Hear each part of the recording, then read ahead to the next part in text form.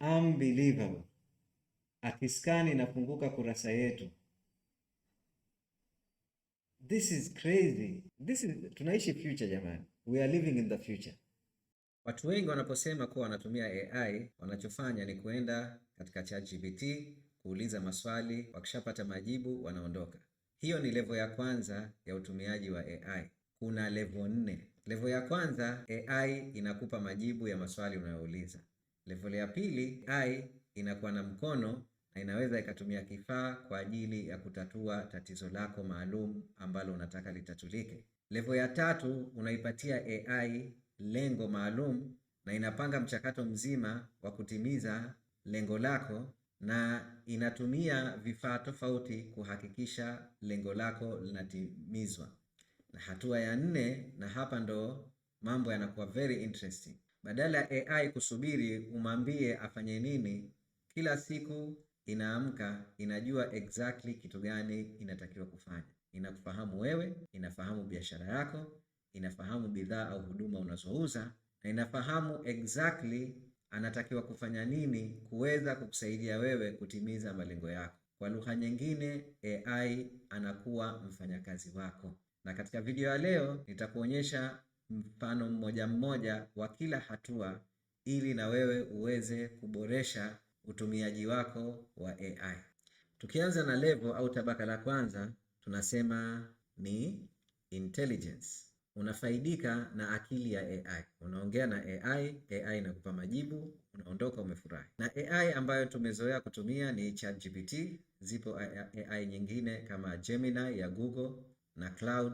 Kwa hivyo unaweza hapo kaja kuuliza swali kama rais wa kwanza wa Marekani ni nani na alizaliwa lini? Swali lolote ulokuwa nalo ukiliuliza linakupatia jibu. Kwa hivyo imefikiria kidogo na imepata jibu. Rais wa kwanza wa Marekani alikuwa George Washington. Alizaliwa Februari 22 mwaka 1702 Virginia, Marekani. Alikuwa rais wa Marekani kuanzia 9 hadi 97. Tabaka la pili ni intelligence plus tunasema tool calling. Intelligence ya AI huwezi kufananisha na intelligence ya Google. Google haina akili. Google inakupeleka sehemu ambapo unajua utapata majibu.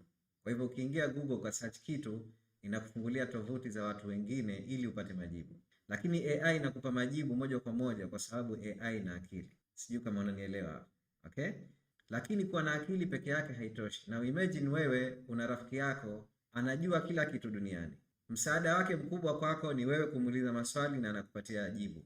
Lakini hawezi akakufanyia kitu chochote kwa sababu yeye ni anakupatia information. Unless unaanza kumpatia vifaa vya kutumia ili aweze kukufanyia kazi. Ndio hiyo tunaita ni tool calling. Mbali na kukupatia majibu, AI sasa inaweza ikatumia kifaa au vifaa tofauti kuweza kufanya kazi. Na njia moja rahisi ya kufanya hivyo ni kumwambia AI kutengenezea picha. Kwa hivyo natumia kifaa cha kutengeneza picha. So hapa wacha tuiambie, naomba unichoree picha ya penseli ya George Washington akiendesha baisikeli Forodhani Zanzibar. Okay? So naweza nikachukua hii. Obviously na Google nayo wana AI yao inaruhusu kutengeneza picha na picha zao ni very good kusema la ukweli. Okay. Huu hapa mfano mwingine wa picha. I really like this kusema la ukweli.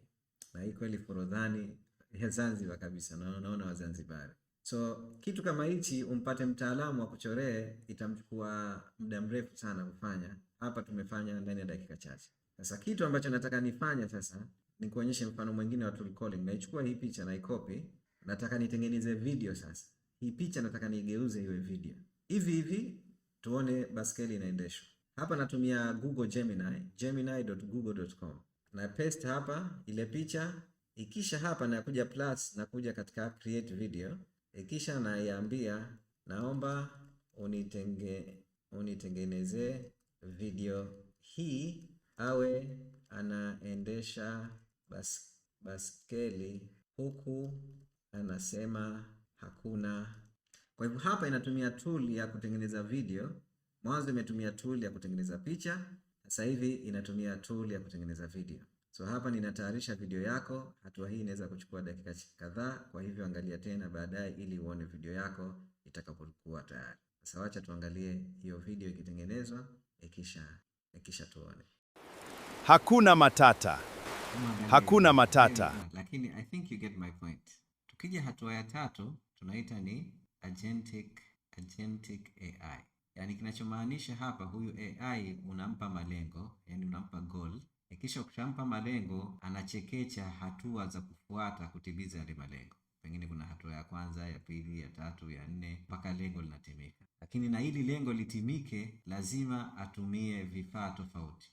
Pengine kifaa cha kwanza, kifaa cha pili, kifaa cha 3, cha 4 au cha 5, cha 6, whatever amount anatumia na vifaa. Kwa hivyo kunakuwa na goals plus tools. Kwa hivyo hapa akishafika stage hii, manake ana akili kupitiliza. Sio akili tu, anaweza kufanya vitu vingi ambavyo binadamu mwingine anaweza kufanya. Na sometimes yeye anaweza kufanya vizuri zaidi kuliko hata binadamu anavyofanya. So this is what we mean by agentic AI. So wacha nikuonyeshe mfano wa agentic AI. Wacha tuende katika ChatGPT tena hapa. Nitaenda katika new chat. Now hapa huwezi ukapata huduma ya agentic AI kwa chat za bure. Au ukipata na kwa quality yake sio nzuri. Kwa hivyo hapa unatakiwa kulipia. Kwa hivyo kama wewe unatumia ChatGPT ya bure, na kushauri lipia. Utakuja kushukuru baadaye. So hapo unaweza ukaja hapa chini, ukabofya kama unatumia computer, then nenda katika upgrade plan, then utaklik hapo, then utachagua kifurushi ambacho unaweza kulipia, utalipia. Inaanzia 50,000 na kuendelea kila mwezi. Okay? So hapa badala ya chat tunakuja katika work. Kwa hivyo hapa tunataka itufanyie kazi au tuitumie kama agent kutufanyia kazi. Badala ya kufanya kazi mimi mwenyewe, naitumia hiyo kunifanyia kazi. Sasa kitu ambacho mimi nataka kufanya hapa sasa hivi, nataka kuandika kitabu, lakini kabla ya kuandika kitabu nataka ni design cover page. Nataka niwe na cover page design nzuri sana. Sasa ili niweze kufanya hivyo, nataka huyu agent wangu huyu, jambo la kwanza afanye utafiti wa cover page nzuri. Jambo la pili, baada ya kufanya utafiti wa cover page nzuri, ikisha aniambie cover page yangu ataitengeneza kwa design gani. Ikisha jambo la 3, atengeneze cover page yangu, lakini atengeneze ndani ya Canva. Kama unaifahamu Canva, ukienda canva.com, mimi nimekuwa nikitumia Canva kutengeneza picha tofauti tofauti. Many different images nimekuwa nikitumia. Kwa hivyo kuna templates humo ndani na nini, ndio nakuja nafanya huko. Ningetaka kutengeneza hiyo cover page, manake ingebidi nije huku nitafute hapa, yani cover page. Ikisha nianze kufungua, nianze kuchokonoa igeneza. Lakini badala ya kufanya hivyo nataka AI nifanyie. So what I'm going to do is nitaiambia hapa inifanyie. Lakini ili niweze kufanya hivyo lazima niipe kifaa cha Canva.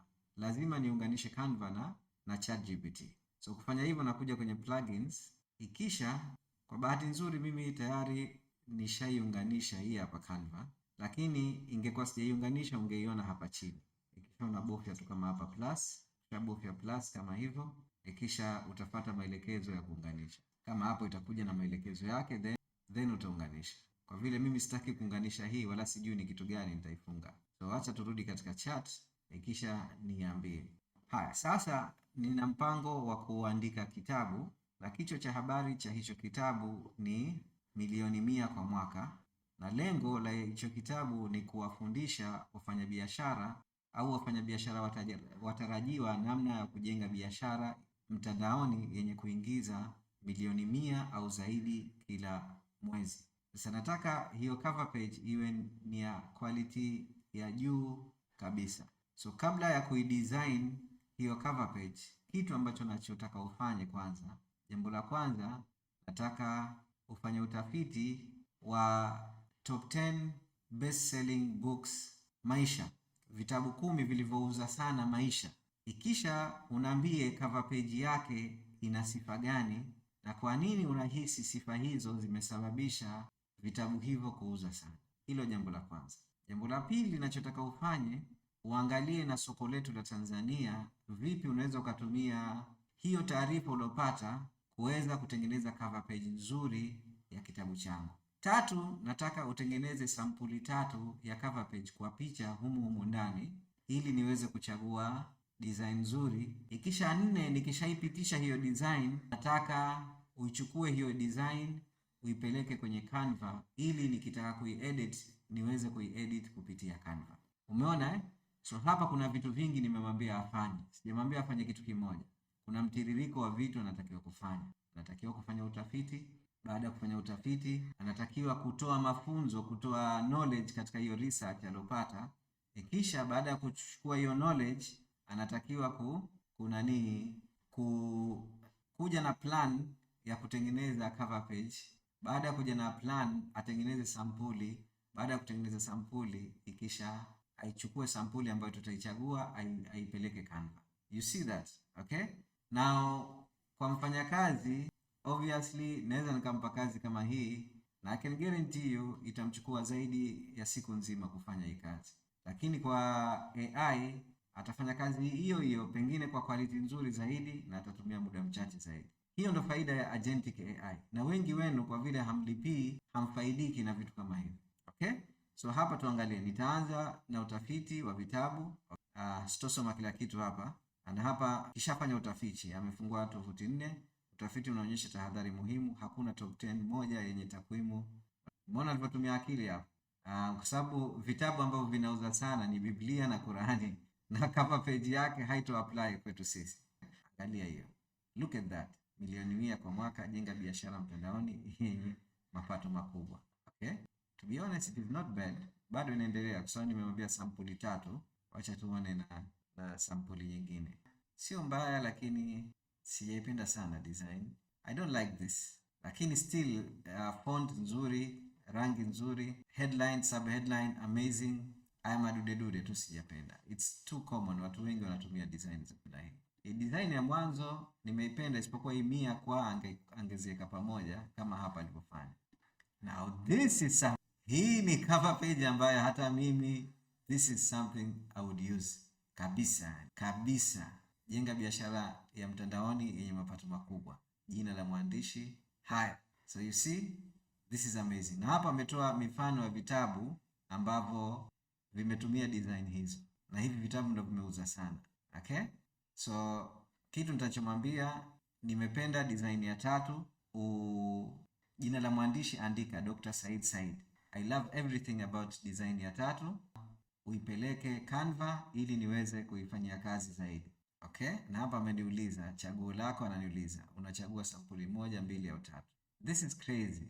Kwa hivyo umeona the way unavotumia agent. Unampa mtiririko wa kazi, na hizi ndo research alizofanya inaonyesha. Okay? Na output alizotengeneza hapa inaonyesha. Okay? So hapa inasoma design skill ya Canva, kisha itatupwa Canva, ikisha tutaona Canva imefanya kazi vipi. Sasa ningeenda Canva na kuitengeneza, ingenichukua muda mrefu sana kuifanya. Okay? So hapo imeenda Canva na unfortunately imeshindwa kuiunganisha vizuri kwenye Canva. Haijaja kama hivi. Now those are some of the weaknesses. The thing is Canva sio ya ChatGPT. For me, kitu ambacho ningefanya, ningekuwa nataka kutengeneza cover page, ningechukua tu hii kama picha, ningeiunganisha moja kwa moja. Lakini au kama ningeedit hapa ndani. Kwa hivyo kuedit hapa ningekuja hapa, ningebofya hapa ndio hiyo design, au ningeibofya kama hapo. Ikisha hapa ningechat nayo tu hapa, ningemwambia tu la mwandishi andika Dr. Said. Ningekuwa nishamaliza kazi. Lakini I just wanted you uone namna ya kuunganisha hii na tool nyingine za nje. Okay? Na hii unaweza ukafanya kwa vitu vingi, unaweza ukafanya kwa email, unaweza ukafanya kwa application nyingine kama Trello, unaweza ukafanya kwa Office, Microsoft Word, unaweza ukafanya Google Sheets, unaweza ukaunganisha na tools nyingi ili iweze kufanya vizuri zaidi. Okay, na hapo ishafanya editing kama hapa, mimi nisharidhika, ningeitumia hii moja kwa moja bila kuhangaika tena kuedit tena. So I just wanted you kukuonyesha namna ya kuunganisha na tools nyingine. Kwa hivyo hiyo ndio hatua ya 3.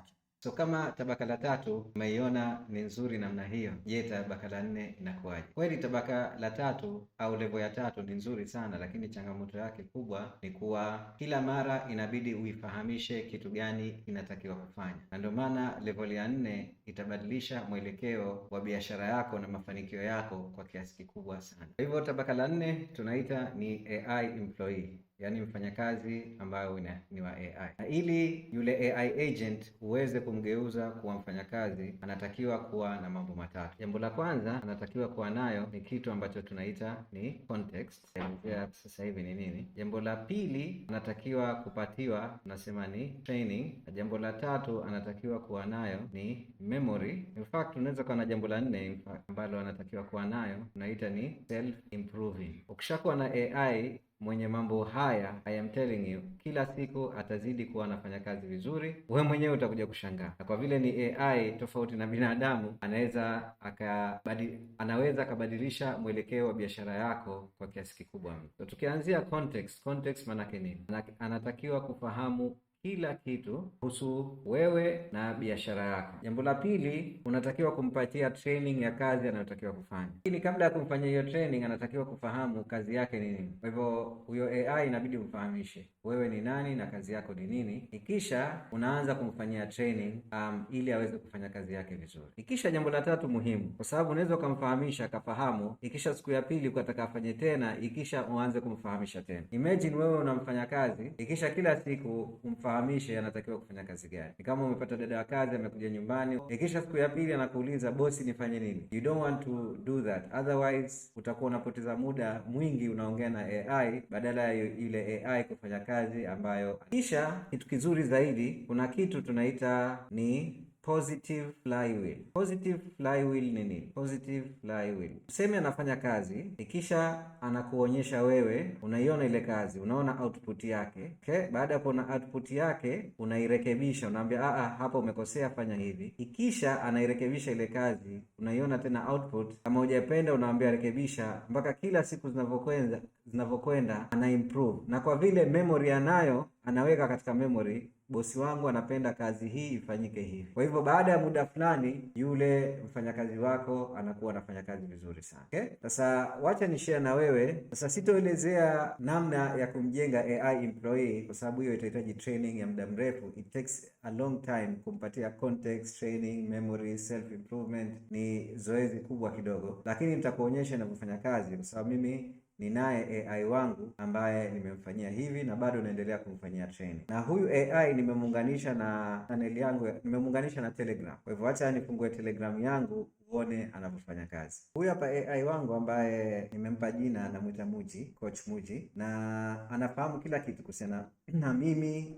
Nataka nifanye zoezi dogo tu upate kuona. Nataka nimwambie atengeneze picha yangu. Na kitu kimoja, of course, kwa vile natumia Telegram huwa napenda kuongea naye kwenye audio, lakini kitu kimoja kwa Telegram, nikiongea naye kwa Kiswahili kidogo yale maneno anakuwa haelewi vizuri. Kwa hivyo nitaongea naye kwa Kiingereza, but you'll get the point. Hello Coach Muji, hope you're doing well. Now I want you to create an image of me driving a brand new Ferrari. I'm wearing a very expensive white suit and driving a Ferrari which has no top cover. Like I'm driving that Ferrari in the streets of Forodhani, Zanzibar, and I'm smiling. I'm very happy looking at the beach.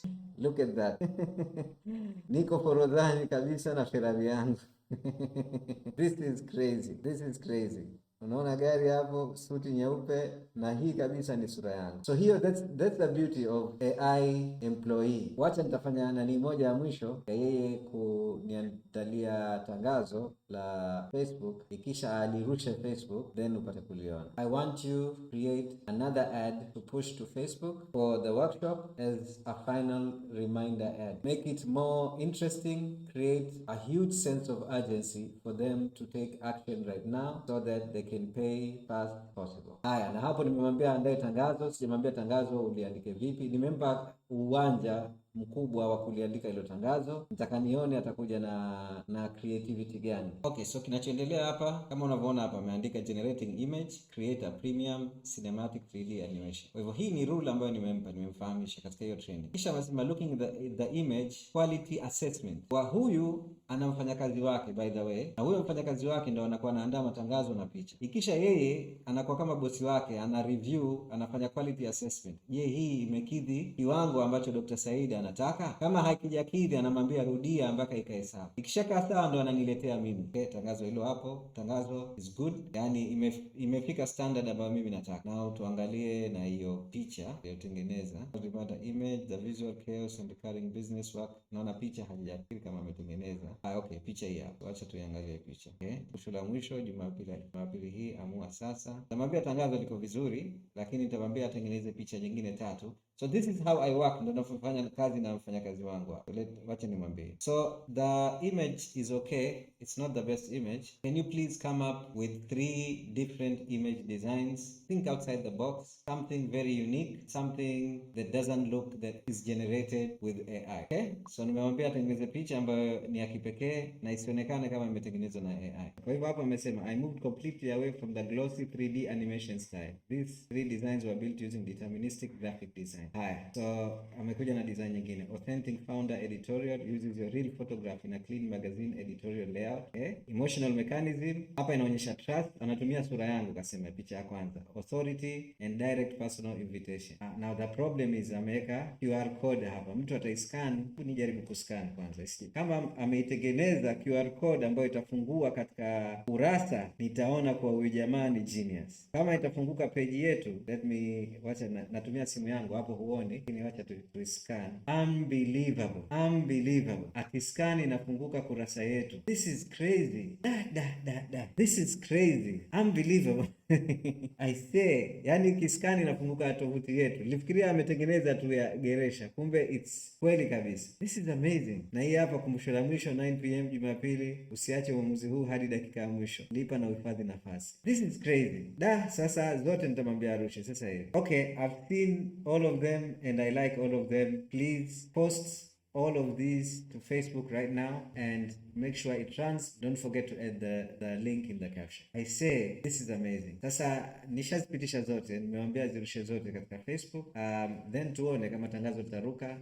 Tunaishi future jamani. We are living in the future. Imagine sasa hivi hapa, yani ningekuwa na mfanyakazi nimwambia atengeneze hizi picha, ingemchukua dakika ngapi? Why ni mwajiri mtu kufanya hii kazi na AI anaweza kumfanyia kazi? Amecreate kitu ambacho mimi sijawahi kuliwaza kabisa. Kaika mpaka QR code kaitengeneza. This is crazy. Yeah, anasema matangazo yote yamesharuka Facebook. Right. Okay, kwa hivyo wacha tufungue Facebook ikisha tuone amefanya nini. Okay, kama unavyoona kuna matangazo 3 hapa in review. 1, 2, 3. Na haya ndio matangazo 3 aliyofanya. This is what I wanted to show you. This is crazy jamani. So let's say tukifungua hili hapa, tunaweza tukai preview hapa. Hili hapa, this is crazy. Wacha tufungue kwenye matangazo zima tuliona vizuri. Tangazo hili hapa na linki hapa, Jumapili saa 3 usiku tunaanza. Hifadhi nafasi yako sasa. Then tangazo hili hapa, thing hapa na picha hii hapa na shop now hapa ameweka, mtu ana click analipia. Yani tunaishi future guys. We are living in the future. We are living in the future. Yani kama hutumii AI, yani utapitwa kabisa. In the future kutakuwa na makampuni hayana